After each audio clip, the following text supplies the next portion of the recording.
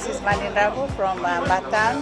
I love listening to Gold FM, only the classic hits. I'm Sela Sadakau from Vatupula.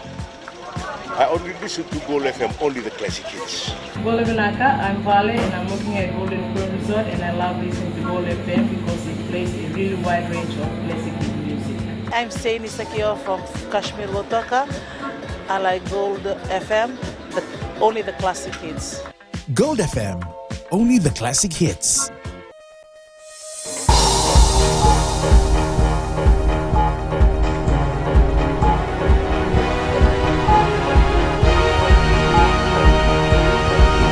Good evening, I'm Amrita Priyadarshini. This is FBC News. Tonight, government seeks a new site for Suva wharf as the current port of entry is weakening. Movie distributors worried over piracy as big-budget Bollywood movie makes it to DVDs first. And Burambasanga Confederacy pays tribute to indentured labourers.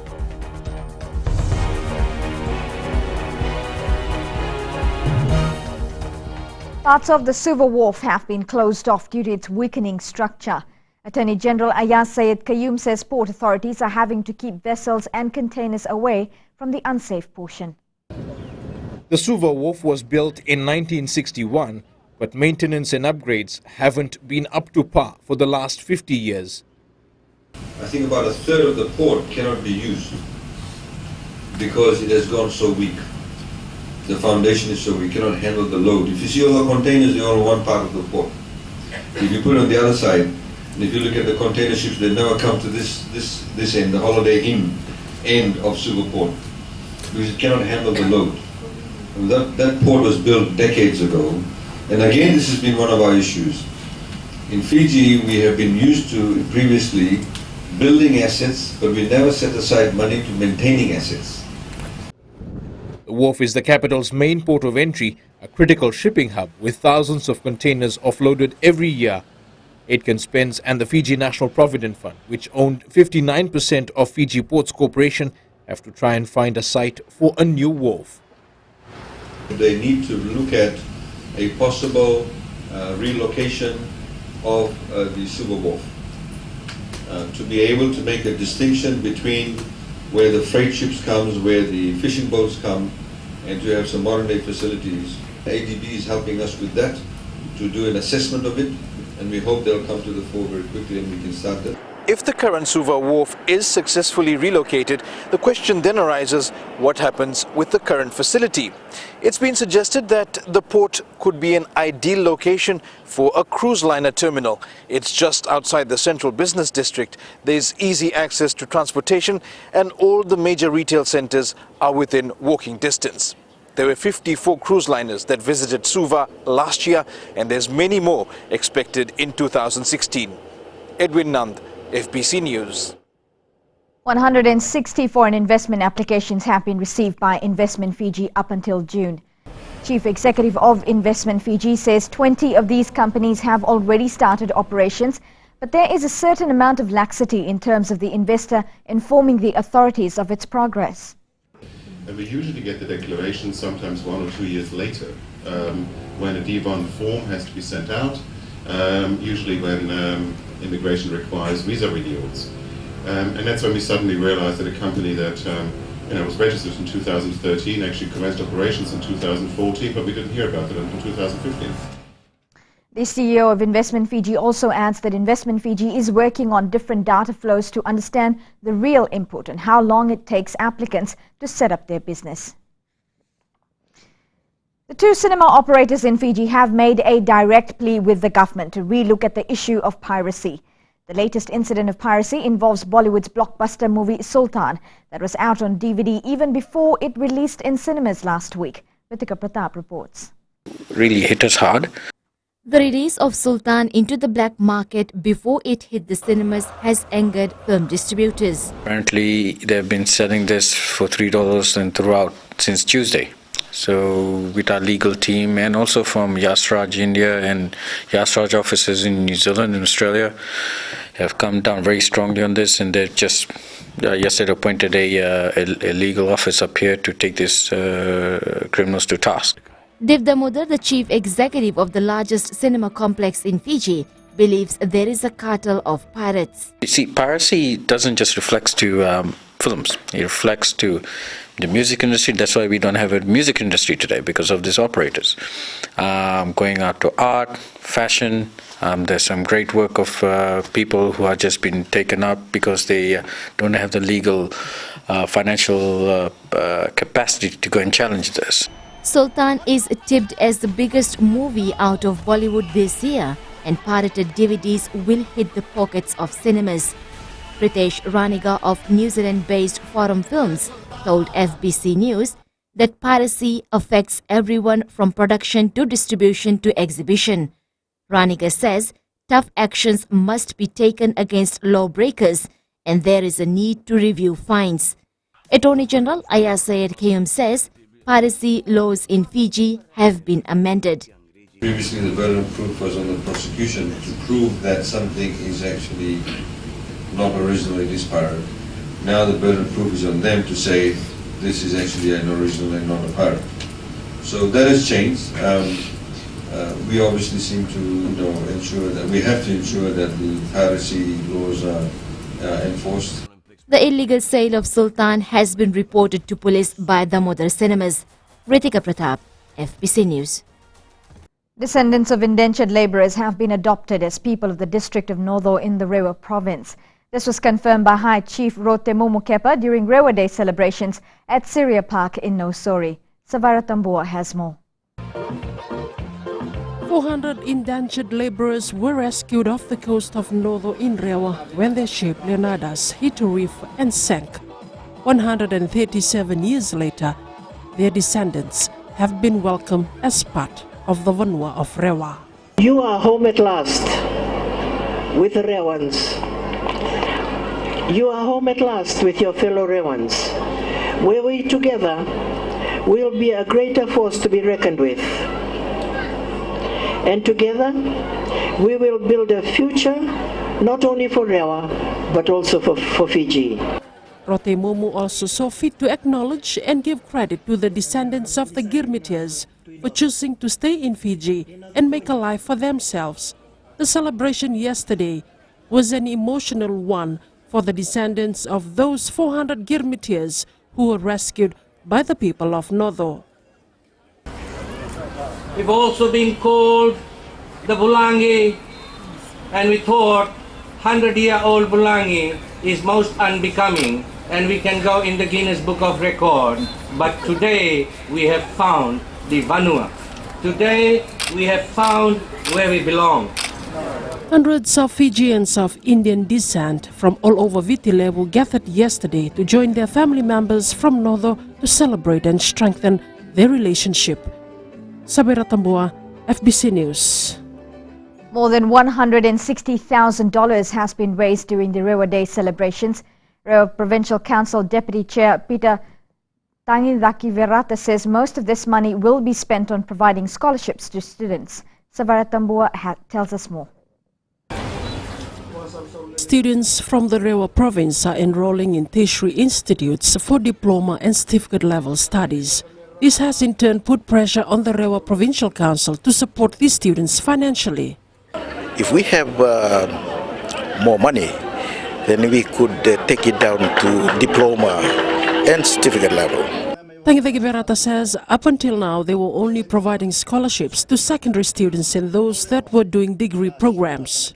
We were giving scholarship or aid money to those who were in the secondary, as well as tertiary education. But tertiary education, only those who strive for degree level education, okay? Because of the small amount of money that we have. Students have to submit applications to the council, which is thoroughly scrutinized before an approval is granted.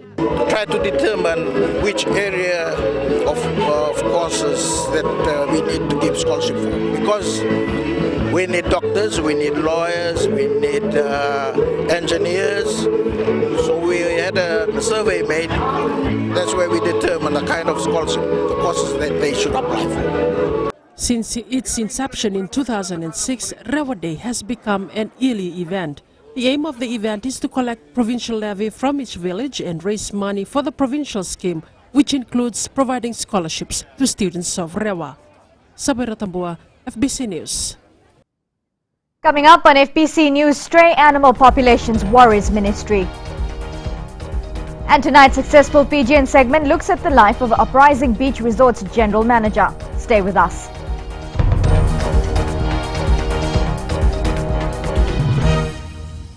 I love listening to Today FM rocks. My name is Freddy, I'm from Gamiatong. I listen to Mario on the traffic jam every afternoon.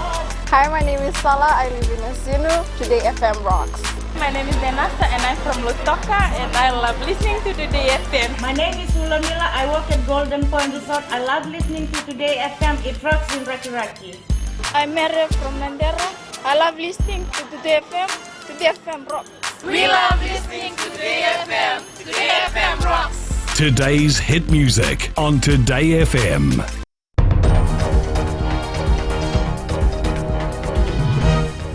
Welcome back. Here with FBC News. A new virgin coconut oil factory will be constructed in Savu as part of the government's copra industry modernization and industrialization project. The construction that will begin next month will be a game changer for Fiji's coconut industry. Sharon Shivan reports. The $500,000 investment in the Northern Division will be a turnaround for Fiji's coconut oil industry, as copra farmers will move away from the traditional coconut farming to whole nut processing. The farmer has to collect the nut from his farm and bringing it to the copra mill, and we will have a set of machines who will be doing those works like dehusking, decrating, deshelling and pairing and the milking and up to the centrifugal virgin coconut oil production. Deo says due to the health benefits, the virgin coconut oil has more value than the coconut oil. Agriculture Minister Inyas Ratu says the new factory is part of their strategic plans for the industry. There are huge potentials in the coconut sector, but we have to address some of the issues. We must admit the fact, one, we have a lot of senile trees, old trees. An Indian consultant will arrive Fiji in September to help set up the factory. He will be there with us for a period of 2 to 3 years, and also we will be training our local staff as part of succession planning. So after 2 years, once he goes, the local person shall be taking over the role of the virgin coconut oil team leader production. There's a huge demand for virgin coconut oil in Fiji and abroad. The Copra Millers Association has already received order for 3,000 litres of virgin coconut oil from Malaysia and USA. Shireen Shivan, FBC News. Responsible pet ownership and de-sexing of pets helps to reduce the stray animal population around the country. Well, this was highlighted by animal health and production consultant Numaya Tambunakawai while speaking at a de-sexing drive in Suva this week. Kelly Vidala reports. Stray animals have been an old age problem for Fiji.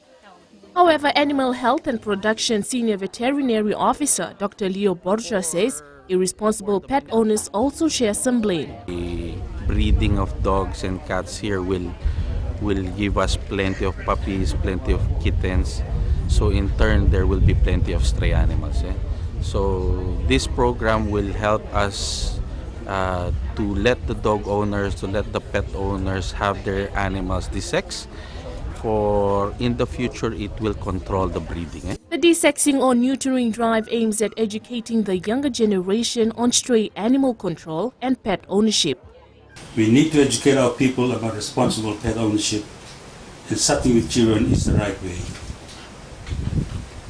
Having a responsible population of pet owners is also an effective way of controlling the stray dog population.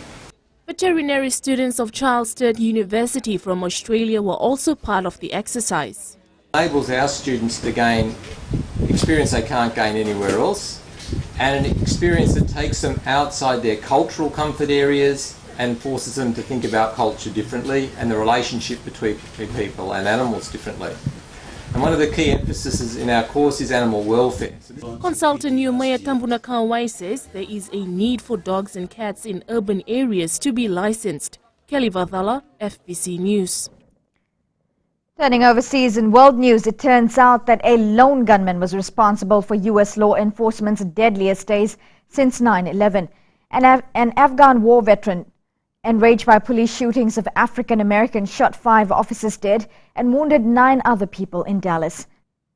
Everybody tries to get an employment because it is necessary in life for many different reasons. Some of us find a job that will be a good financial backup, but there are few who get paid doing what they love. In this week's Successful Fijian segment, Rohit Deo speaks to Uprising Beach Resort General Manager James Pridgeon, whose sports tourism policy is reaching new heights. Successful Fijians is brought to you by the Fiji Development Bank, your partner in progress. He is originally from Nanuira and went to school at Yetsen Secondary School and Rotorua Boys High School in New Zealand. After spending 12 years outside Fiji, James Pridgeon has been working at the Uprising Beach Resort for the past 6 years. The situation was such that I felt the time was right to come back to Fiji. I'd been away for 12 years and I wanted to come back and just experience. I'd never worked in Fiji. My entire professional career up until then was in Australia and New Zealand, so I thought, why not? So it was only meant to be for a year, and here we are 6 years later, now tackling a completely new and exciting market in tourism in Fiji. Pacific Harbour resident loves his job and says he is lucky to be doing what he prefers. Every day being able to come to work and proudly say you're happy to be there. Every day coming to work to find the reason, what gets you out of bed. It's not coming to work and earning that wage. It's coming to work and being in this environment.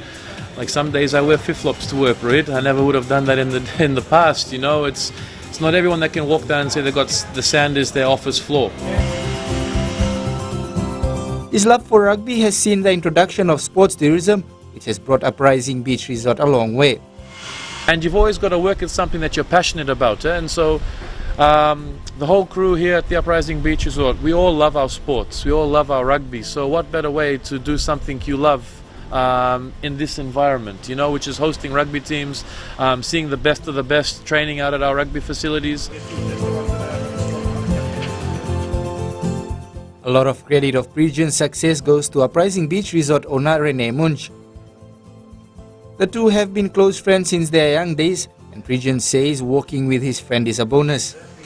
After 12 years being away, I was closer to my family. My parents still live here, my stepmom's here, so that obviously was an important factor. And my close group of friends, I grew up with Rene. I've known him for the last 25 years. So that in itself, being able to work with your friends and spending time with your friends. Pridgeon's story tells us that the only way to do great work is to love what you do. If you haven't found it yet, keep looking. The only thing that stands between you and your dream is the will to try and the belief that it is actually possible. Rohit Deo, FPC News. Successful Fijians was brought to you by the Fiji Development Bank, your partner in progress. Coming up in sports, Vatemo hopeful hard work will pay off. And Suva Rugby back on top of Skipper Cup. This and more coming up.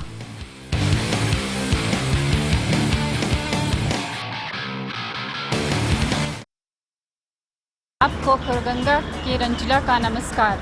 Radio Fiji की सुंदर सुंदर यादों का खजाना एकदम बचपन के दिन याद करा देते हैं। हमारा नाम जॉनी नायडू है, हम रहता है मलोलो में और हम टैक्सी ड्राइवर है। हम सब टाइम अपन टैक्सी में रेडियो फिजी 2 सुनता प्रोग्राम। हम सिंगाटोका के हैं, हमारा नाम है रोजी। हम लोग यहाँ पे रेडियो फिजी 2 सुनता है। राम राम, मैं रेमस प्रसाद बोलता हूँ, तब वहाँ में कोई रहता हूँ। मैं जब ही सुना रेडियो फिजी 2 ही सुनता हूँ। रेडियो फिजी 2 देश की धड़कन।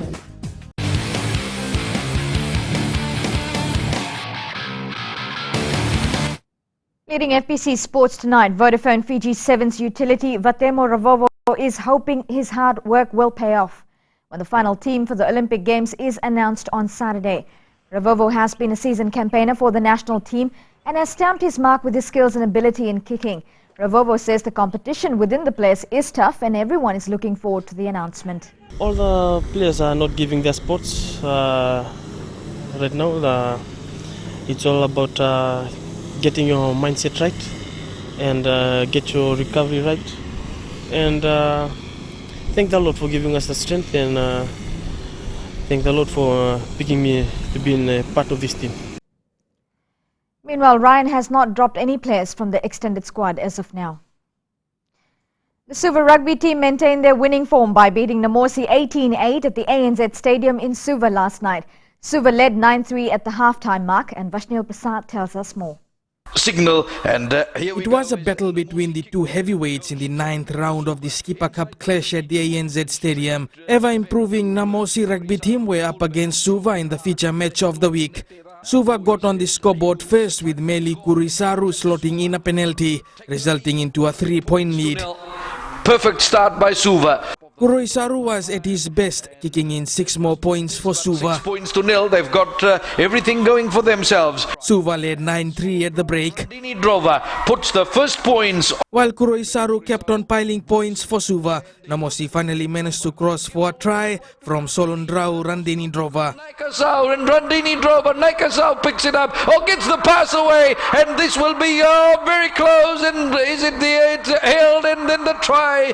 But it was not enough for Namosi as Suva claimed its 7th win of the season, beating Namosi 18-8. Vashnil Prasad, FBC Sports. Skipper Cup defending champions Naranga has moved to the top of the table after round 9 games. The Stallions sit firmly on top with 35 points after winning 7 matches. Suva and Naitasiri are tied for second with 32 points each. Namosi has slipped to 4th place with 31 points.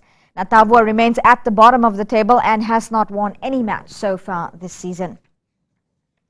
Another round of Skipper Cup will be played next weekend. Lami still leads the Vodafone Senior League table despite a 1-1 draw with Tailevu Naitasiri. Tailevu Naitasiri got an early lead through a penalty kick, and Lami scored late in the second spell to keep a 3-point gap on the table. Lami has 12 points while Tailevu Naitasiri is second with 9 points. Meanwhile, the Vodafone Premier League competition has been put on hold until the national under-23 team returns from the Olympic Games in August. The Vodafone National Under-17 League matches were played throughout the country this weekend. With teams competing for a top place, the district coaches are happy with the progress made so far. Vashnil Prasad reports. It was a colourful day at Fiji Football Association's academy grounds with the beginning of the second round of Under-17 League matches. Tailevu Naitasiri football team displayed an outstanding performance, thumping Suva 5-2. Though we know the fitness is the part we need to concentrate on, and with these boys playing 90 minutes game, and it's hard for them. But it's too early to draw conclusions as coaches believe more needs to be done to make the league more competitive. We are just building up, and so far we're having some difficulties because schools competitions are going. So for our trainings we are not able to get all the players, and it is a big hindrance in our preparations for this competition. Under-17 League was introduced last month and has so far roped in a lot of interest. And, I once again thank the Fiji Football and FIFA for coming up with this Under-17 tournament, and where the opportunities are given to the youth to come in and show their talent.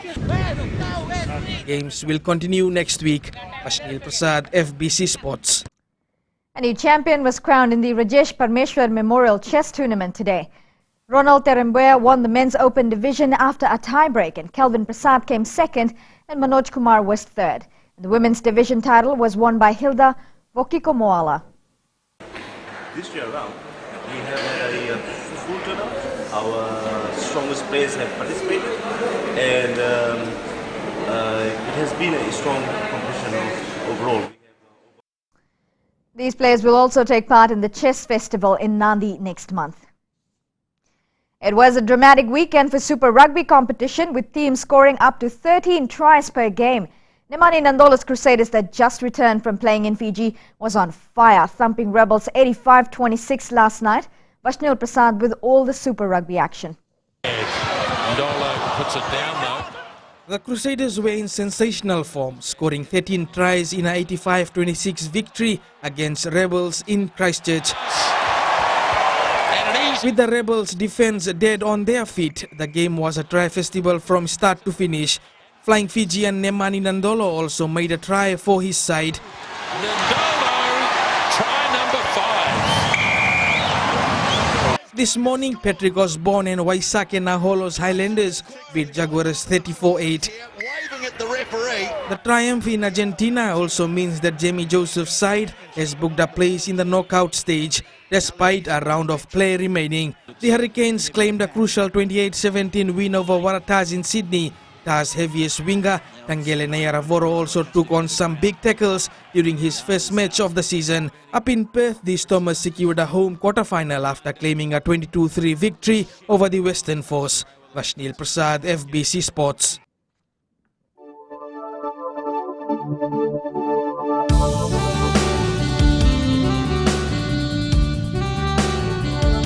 Fine weather prevailed once again throughout the country.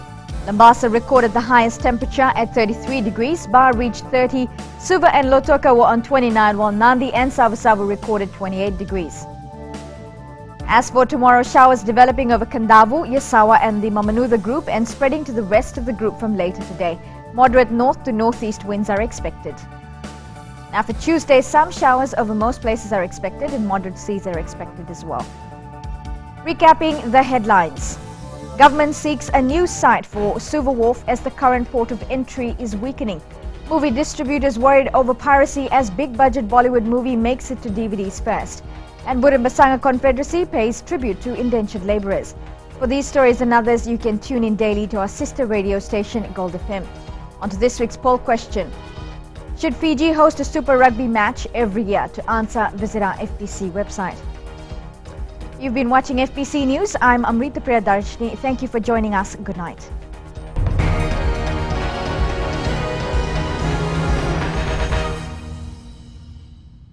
Alango Katonasia Tugotua, Omonia Saurara, although we will take you on a TV and a market Tawa. Although Talitana, Warrona, Bula FM, and number 2 and a set. Pula mana Fiji, nada ko plasio materi, ngon mai na na bulo tabiuni, au satu ko nanti, andu talita ina warongo ena Bula FM. Bula! Bula FM number 2 and seri.